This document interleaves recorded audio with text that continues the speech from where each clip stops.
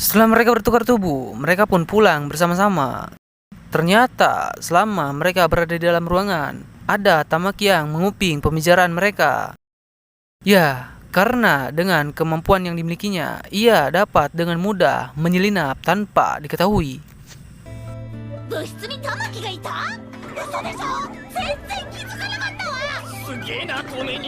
Lalu Miyamura menceritakan bahwa ia mempunyai kakak 1 tahun lebih tua dari mereka yang bersekolah di sini. Ia menganggap bahwa mungkin dia tahu akan misteri di sekolahnya. Setibanya di rumah, mereka langsung disambut dengan lemparan gunting. Mereka semua menyerahkan tugas ini ke Yamada.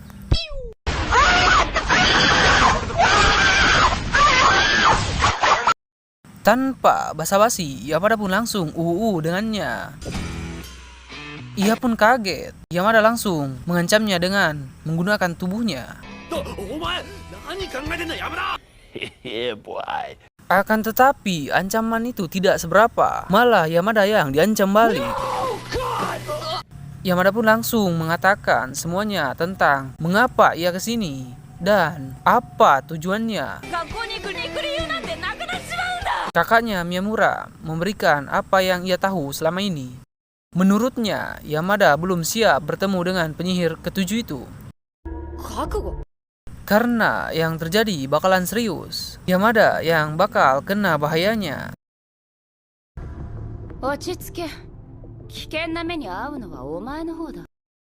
Aku. 幸い私は難を逃れたが、共に研究していたもう一人の部員は魔女に関することを一切。 Yamada pun pesimis ketika mendengar ceritanya. Tetapi kawan-kawan mereka menyemangatinya agar tidak mundur sampai di sini. Keesokan harinya, ia pun menyampaikan jawaban kepada ketua OSIS tentang penyihir ketujuh. Saionji Rika.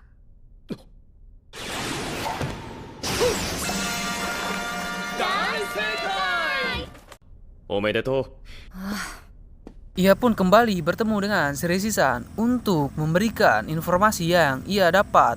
Bahwasannya setelah ini Yamada bakal melupakan mereka semua. Yamada pun menyuruh Shiraishi-san pulang. Tetapi Shiraishi-san ingin menyampaikan sesuatu. Ia berpesan, kalau kau menciumku dan langsung bertukar tubuh, kau akan tahu kalau kemampuan kami ini ada. Setelah itu, datanglah si penyihir ketujuh, ya, si Rika. Dia ini dijadikan tangan kanan si ketua OSIS. Kenapa dia menjadikan tangan kanannya? Karena kalau tangan kiri untuk cebok. Karena kalau tangan kiri sudah ada si ini. Watak penyihir ketujuh ini agak sedikit mesum.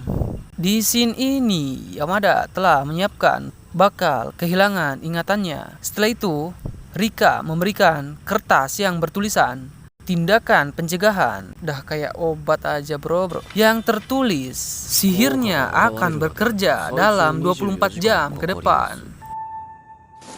Lama nih hujan elah neduh dulu Oni-chan, gohan. Oni-chan, ofuro. Oni-chan, okite. Setelah menunggu lama, ia merasa tidak ada perubahan apapun dalam dirinya. Lalu ia pun ke camp untuk memberitahukan hal tersebut kepada timnya. Terlihat mereka semua tidak kenal banyak tentang Yamada. Sebenarnya ingatan yang menghilang itu bukanlah ingatan si Yamada, melainkan ingatan teman-teman terdekatnya. Ia pun bingung dan merasakan hal ketika ia tidak mempunyai teman. Tiba-tiba datanglah Tamaki. Yamada pun heran kenapa Tamaki masih bisa mengingatnya. Di season 3 sudah ada sebagian yang admin ceritakan. Tetapi kenapa si Tamaki tidak terpengaruh oleh jutsu Shirika? Itu karena Yamada dan Tamaki berkoalisi untuk mengumpulkan informasi tentang kemampuan para penyihir. Loh, kok bisa gini? Nanti bakal terjawab, tonton sampai habis. Shiraishi-san pun datang untuk menawarkan bergabung di grup supranaturalnya karena tadinya ia mengira Yamada ingin bergabung. Tetapi entah mengapa Shiraishi-san merasakan adanya ikatan batin terhadapnya. Tiada angin, tiada hujan, tiada topan tak temui. Yamada pun langsung mengutarakan cintanya. Tentu saja hal itu membuat Shiraishi-san bingung. Baru kenal kok langsung nembak. Seketika Shiraishi-san menolaknya. Ya iyalah. Ia berkata, aku Jadi duta shampoo lain. Hah?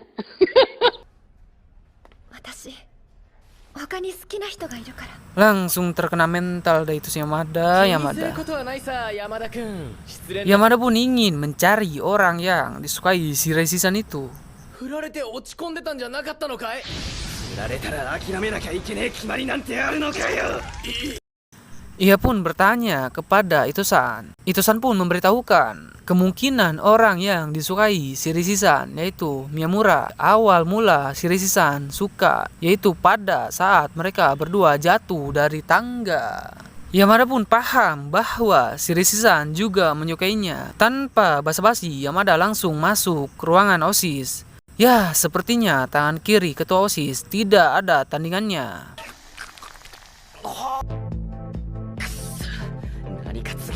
Odagiri pun datang untuk meminjamkan jutsunya karena ia tahu kalau Yamada ditolak Shiraishi-san.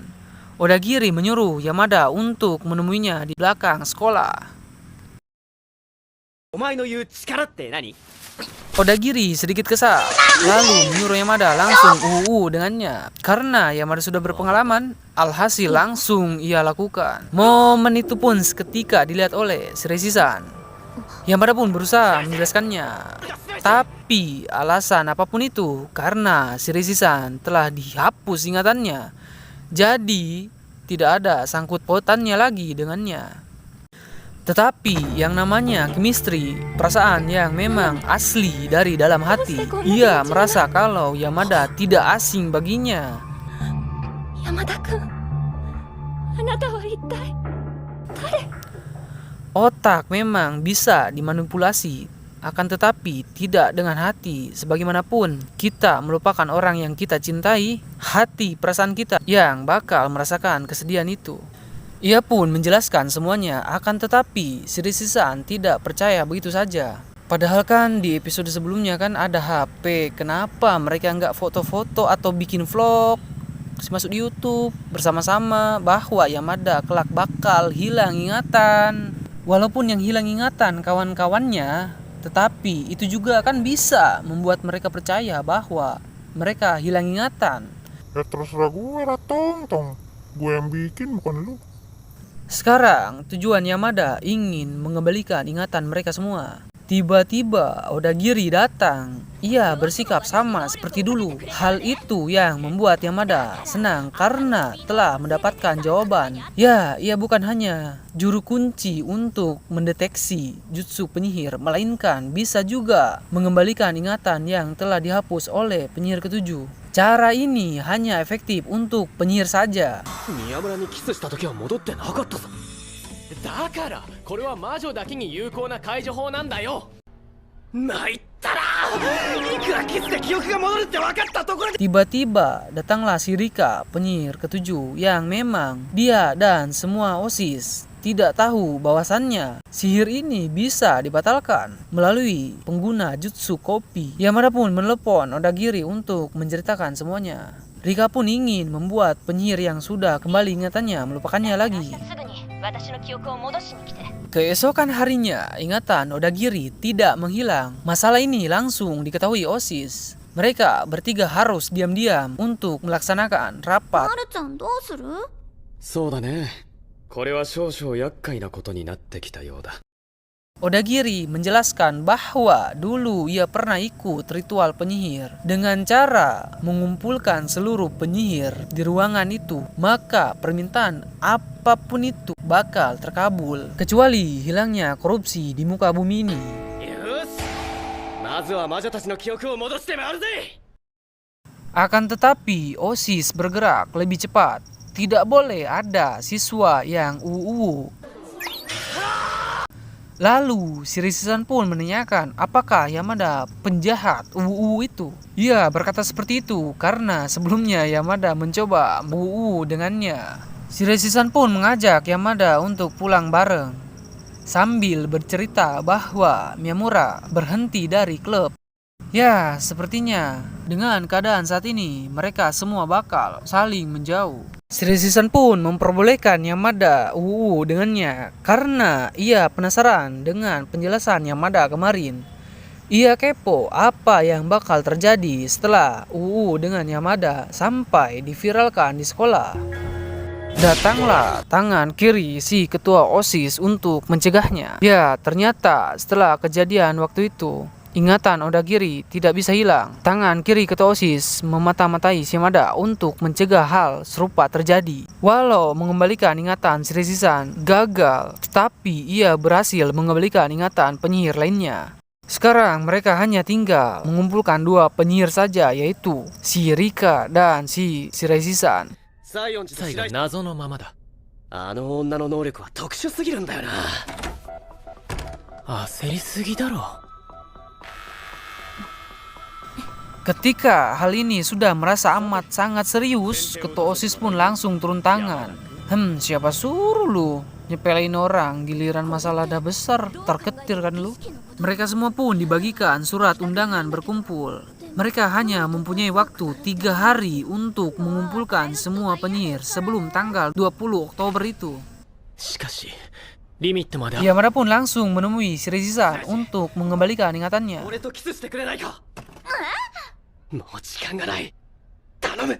それはできないわ。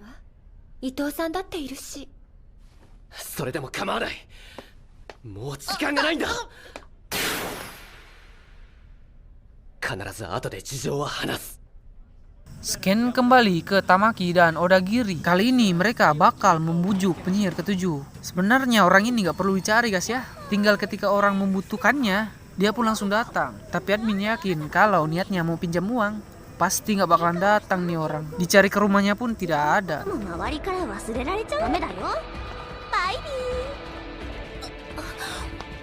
待ってください。やだよ。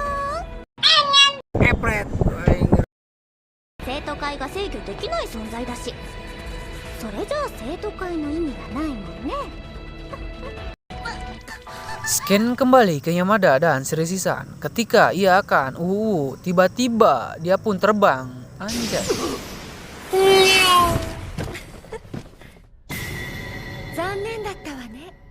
Ya, nampaknya itu bukanlah Shiraishi-san, melainkan tangan kiri ketua OSIS.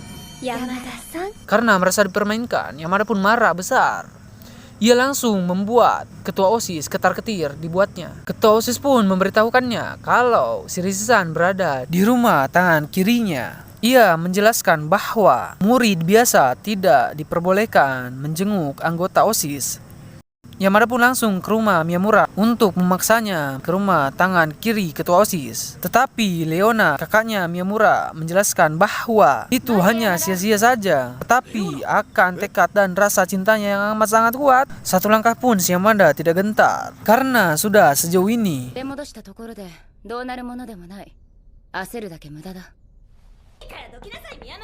Di sini pun dijelaskan asal mula kekuatan Tamaki. 玉木が儀式に呼ばれてるのがおかしい。 Ya, terjawab sudah kemampuan Tamaki. Ia curi dari Asuka, si tangan kiri ketua OSIS.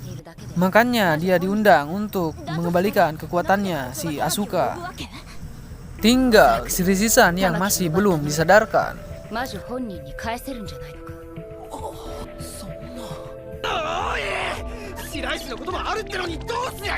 Walau Miyamura tidak tahu apa yang terjadi karena penjelasan dari saudaranya, ia pun sadar kalau ingatannya selama ini terhapus.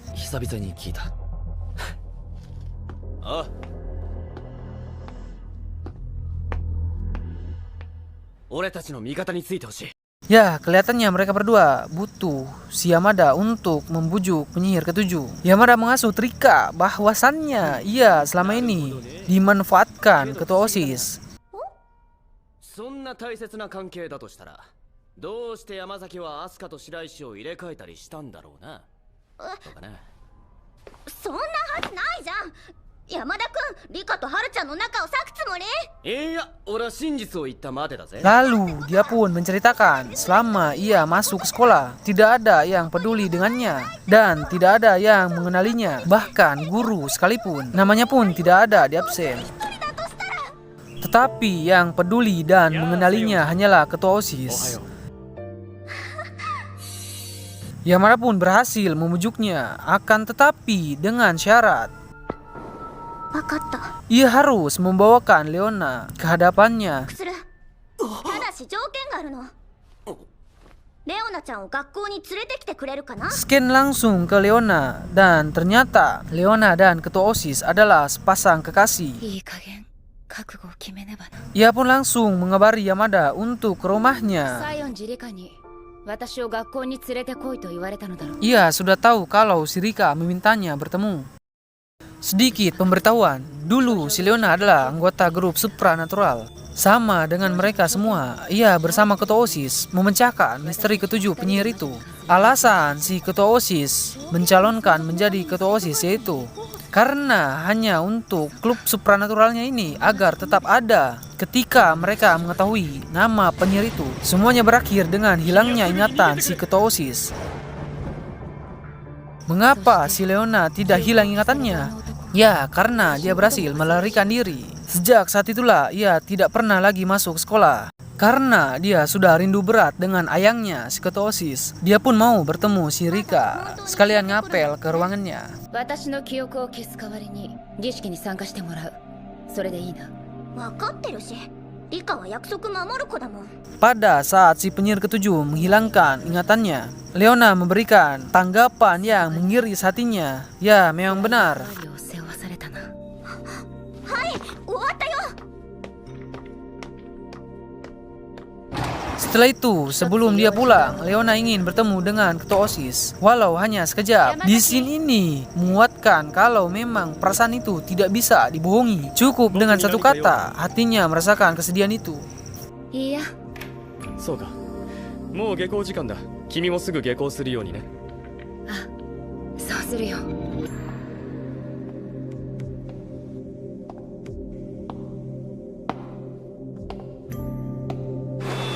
いつかまた出会えたらいいな。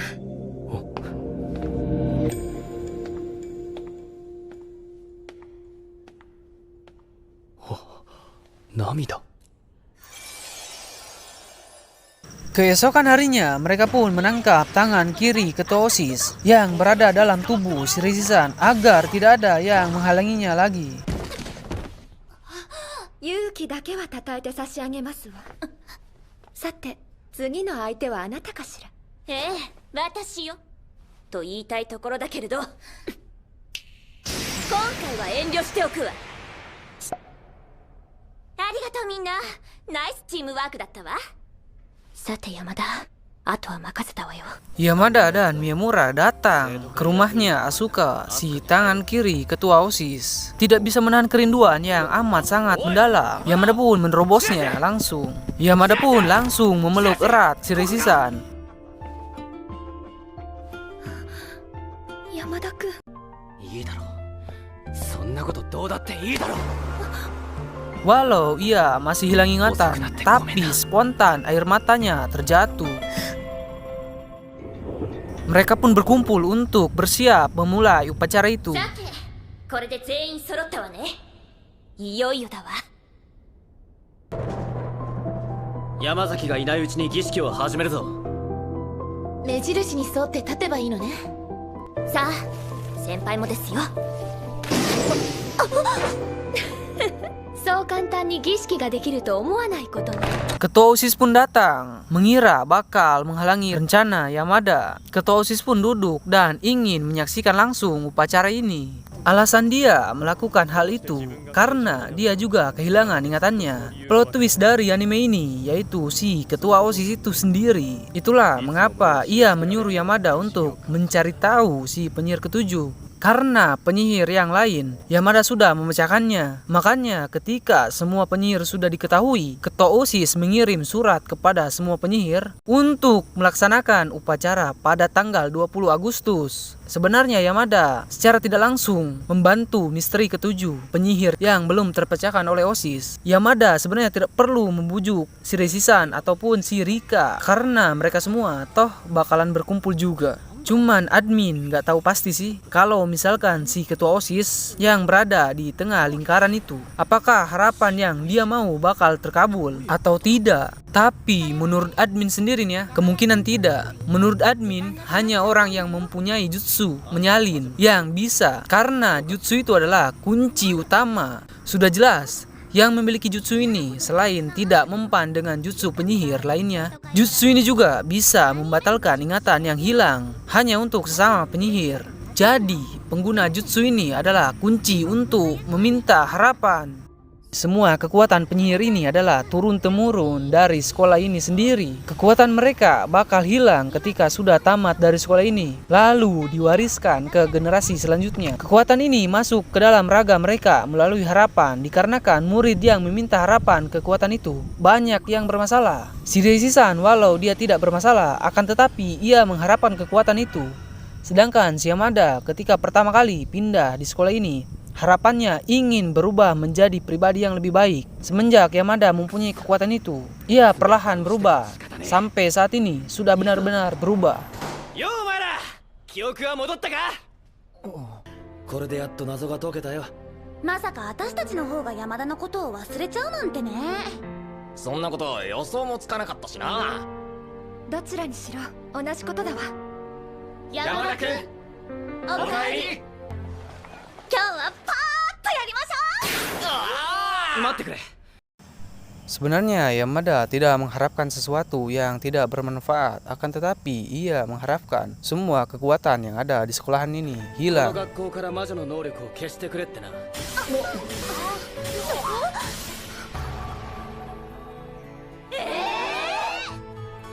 ういえば最近テレパシーが受信されないような。ノアもアクも見てないよ。本当に能力は消えたってこと？あ、でも俺はこれ。 Hal itu disambut baik oleh teman-temannya yang lain. 能力はもともと私たちが望んで手に入れたのかもしれないけど、いつの間にか自身を苦しめる元凶に変わっていたわ。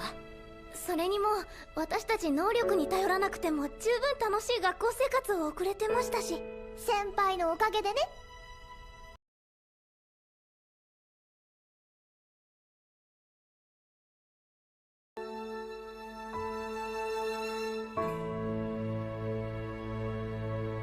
Yamada pun mengajak si Reshisan ke balkon sekolah. ごめんなさい。あなたはあんなに必死になって嘘の告白までしてくれて。嘘じゃねえよ。 Lalu ia pun menyatakan 記憶が perasaannya. 戻ったらもう一度言おうと思ってた。俺は白石が好きだ。俺と付き合ってください。 Si Reshisan pun mengiyakan hal tersebut dan mereka pun resmi berpacaran. Sebenarnya Odagiri telah lama menyukai si Yamada. Ia pun mengikhlaskan si Yamada dengan si Reshisan. Sayangnya animenya pun tamat sampai di sini. Menurut admin, animenya cukup bagus.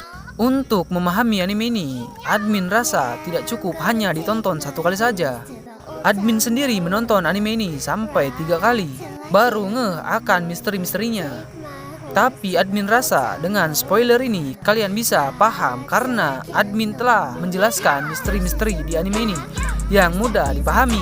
Next, untuk konten selanjutnya admin bakal menceritakan anime Darwin's Games. Bagi kalian yang ingin nge-request anime kesukaan kalian, tulis di kolom komentar. Untuk itu, admin butuh support dari kalian semua dengan cara like, subscribe, dan jika merasa konten ini menarik, mohon dibagikan agar konten di YouTube ini bisa terbangun. Terima kasih.